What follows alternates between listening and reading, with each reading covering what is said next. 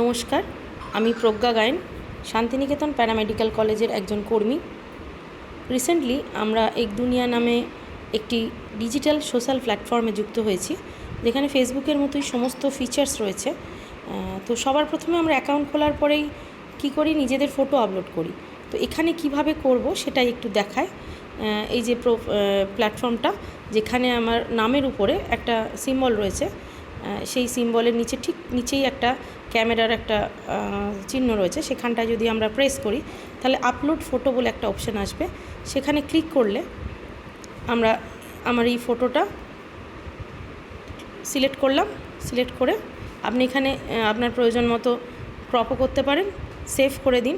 Save করলেই এই ফটোটা এখানে আপলোড হয়ে যাবে।